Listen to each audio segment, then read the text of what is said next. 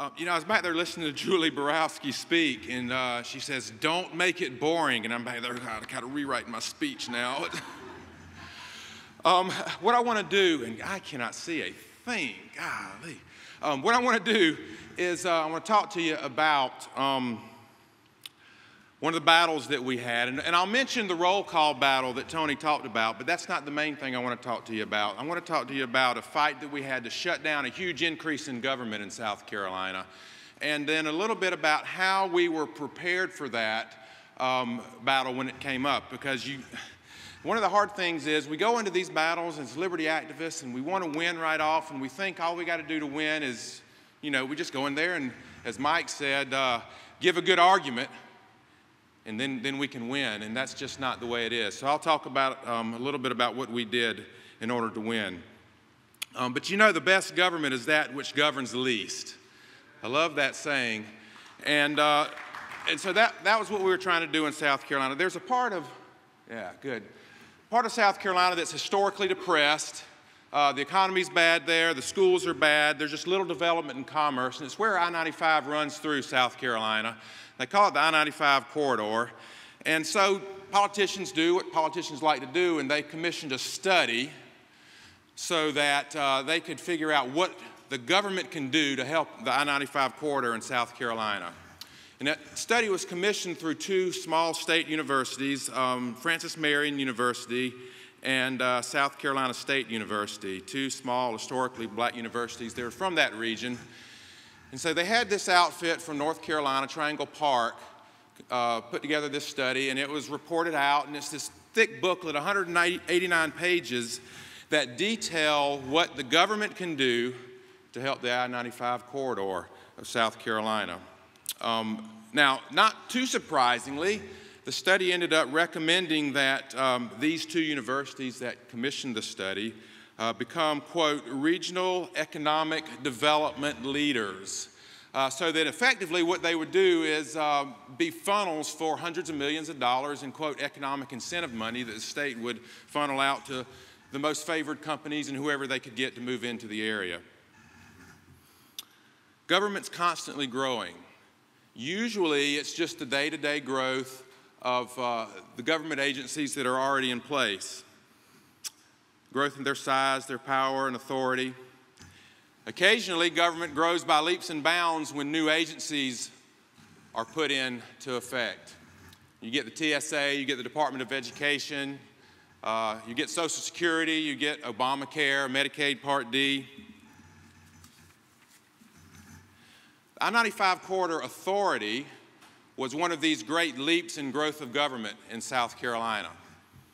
There was a statute that was created, a bill that was put in that would have created this new government agency called the I-95 Corridor Authority. And its mandate was to implement all of the recommendations on the 189 pages of the I-95 Corridor Human Needs Assessment, which is what this study was ostentatiously called. There were 6 different areas of improvement that were recommended by this study. So listen to these.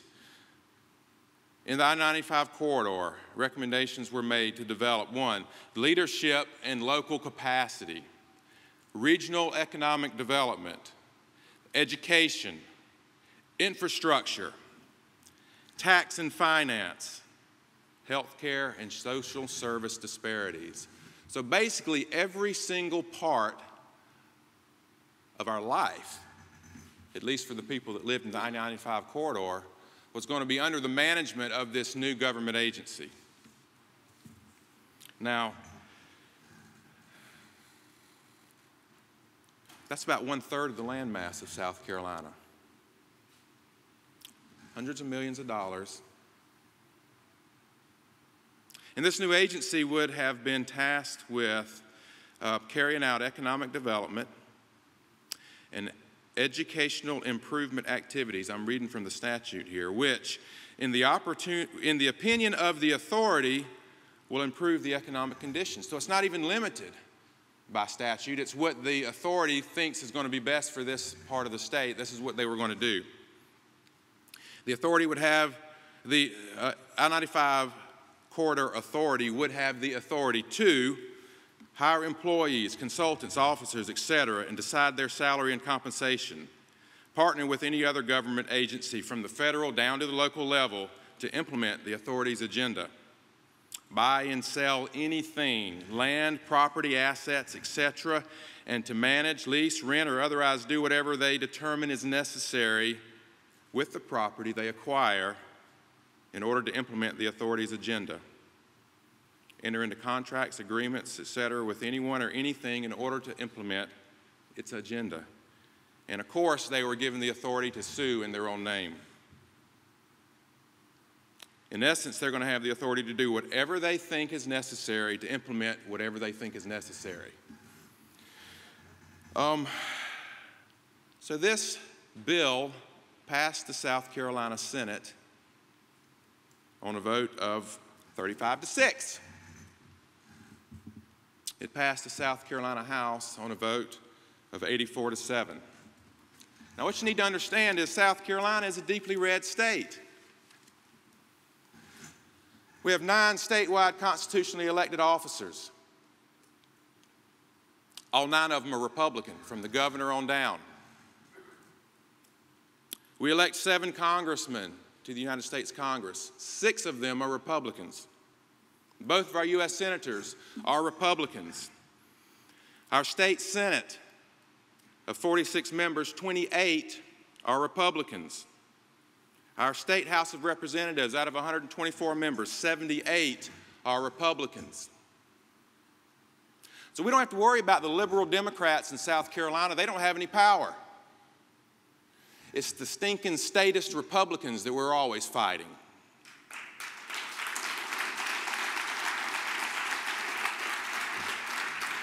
And in fact, as Tony mentioned just a minute ago, up until a few years ago, we didn't even have a way of proving how they vote to their constituents. They didn't have to go on the record with their votes. 95% of the time a study was done, they actually went through the journals and counted all of their votes.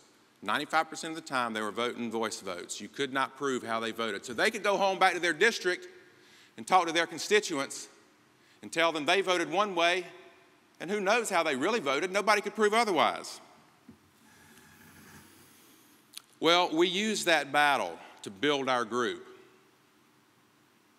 We didn't know if we were going to win or not. Heck, how in the world could you force politicians to vote, to force themselves to vote on the record? That was the last thing they wanted to do. But what we did know was that just by fighting that fight, just by being in the battle, we were growing stronger, our members were growing, we were getting donations, the other side was growing weaker. So we fought that battle, and we fought it like crazy for 3 years. We ended up winning. But I'm not going to talk much about that battle, except to say that we picked a good, strong battle that win or lose, we were growing stronger, they were growing weaker. And that set us up so that we could effectively fight against this I-95 Corridor Authority.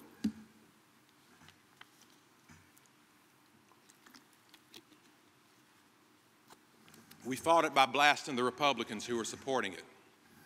Like I said, the Democrats have no power in South Carolina. It's the Republicans that run that state. So we blasted the Republicans. And I'll tell you real quickly one little story. Before I do that, let me just mention a couple of things. When you're fighting against the Republicans, and you probably all have heard this, you're going to get a lot of excuses from them. And they're going to tell you that you're doing it the wrong way. Why don't you fight against the liberal Democrats? I don't know how many times I heard that. They're the real enemy. Why are you fighting against the Republicans? We're with you. They're the bad guys. Why are you wasting your time? You're just dividing the party. You're going to give the Democrats the advantage by attacking the Republicans. What we knew was that discipline begins at home. How in the world can you expect to get those who say they are against you to vote with you when those who say they're with you won't even vote with you?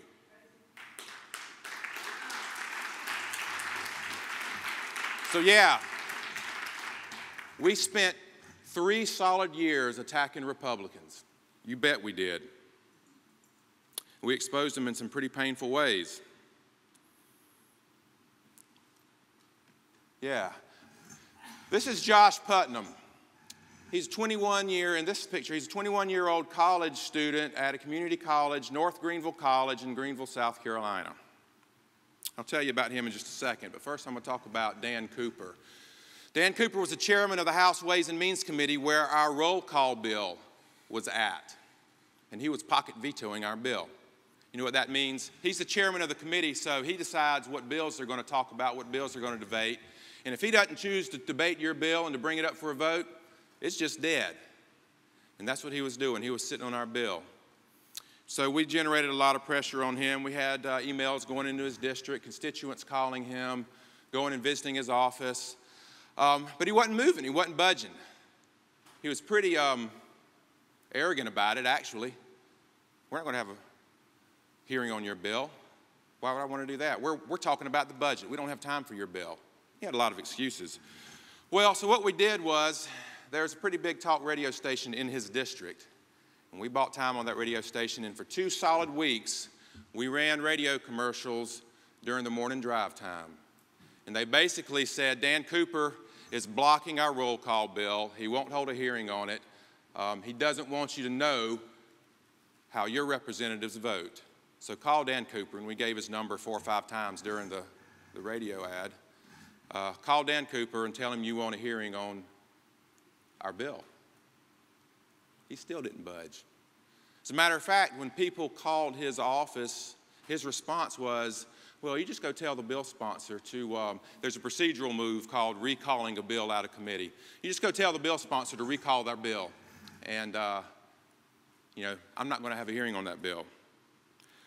Well, his constituents got pretty incensed about that, incensed enough that this young man, Josh Putnam, who wasn't even out of community college yet, decided he was going to run against one of the most powerful politicians in South Carolina in the Republican primary.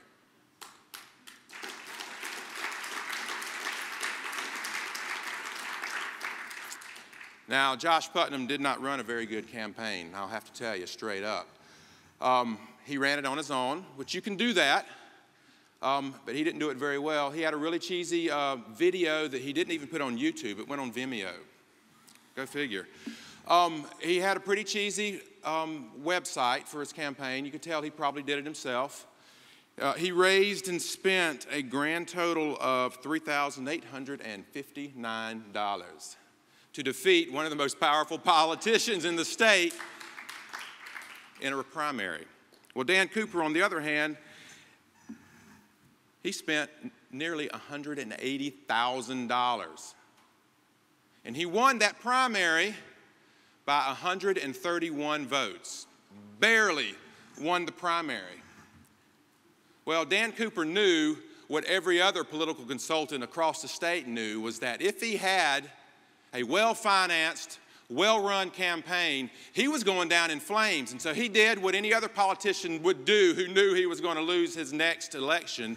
He resigned mid-session and went to work as a consultant for Clemson University. So there was a special election, and Josh Putnam, in the special election a year later, had a good consultant, and he ran a good campaign.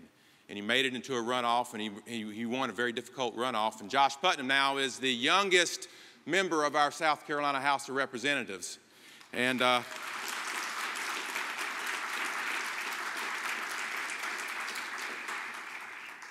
he has graduated by now, actually. Okay. We built our organization by doing things like this. We didn't always win. As a matter of fact, it was a pretty tough 3 years. There was a lot of times we were pretty sure we were going to lose.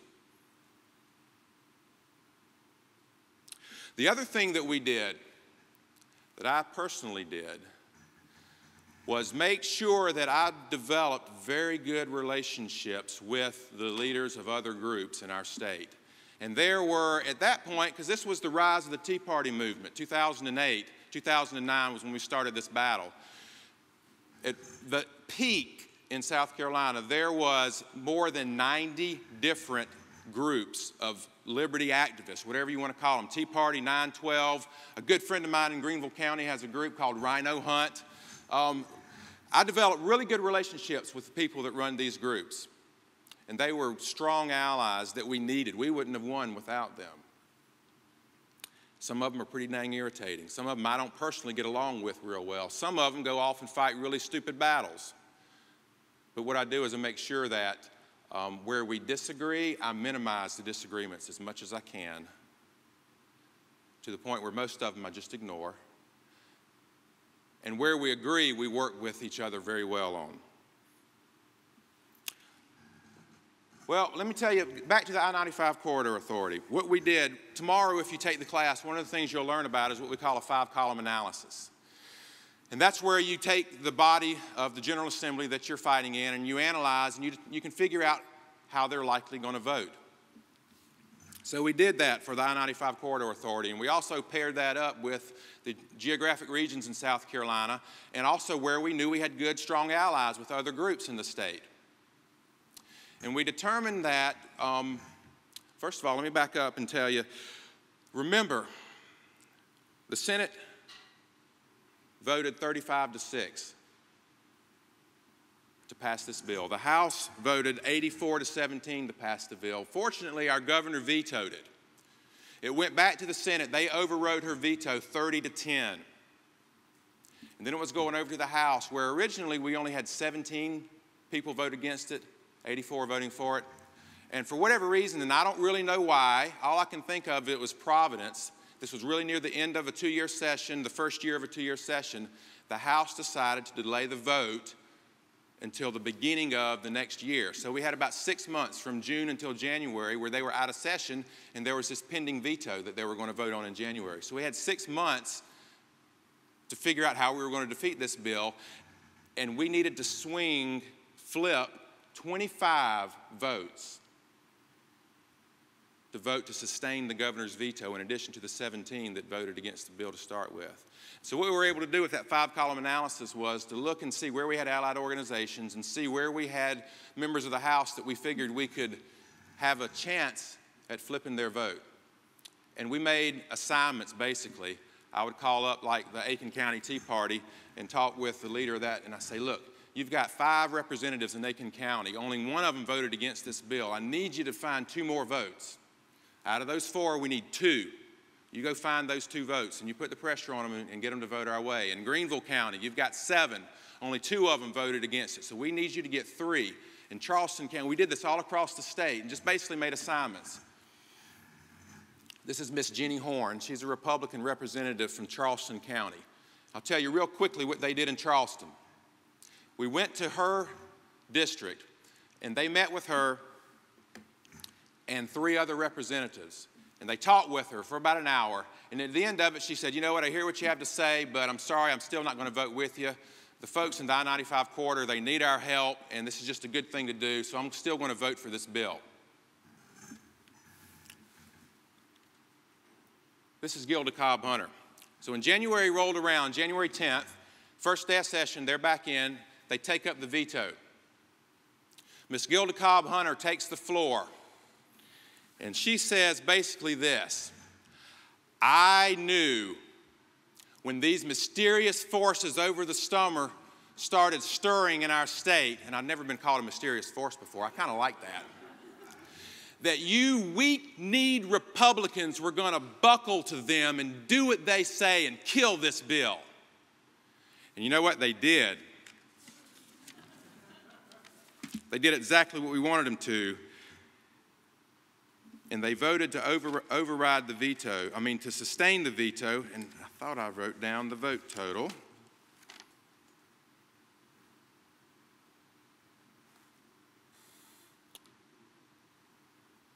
It was 87 to 24. We flipped a whole lot more than 25 votes because what happened was when they saw that the veto was going to be sustained, none of the Republicans wanted to be on the wrong side of that vote. And so we defeated that. not because of what we did right there at the last minute, but because over the previous 3 years, we built up an organization strong enough and large enough and had relationships strong enough across the state to defeat that bill. And we showed the politicians this. This is what you've got to do in the long run. And it doesn't happen overnight. But you got to prove to the politicians you are not kidding. That you're backed up by the numbers. That you will inflict pain during the election season. And if you fail to do that, you're just shooting blanks. And that you're going to be back next year. And if you do that, then you can have success. But it doesn't come overnight.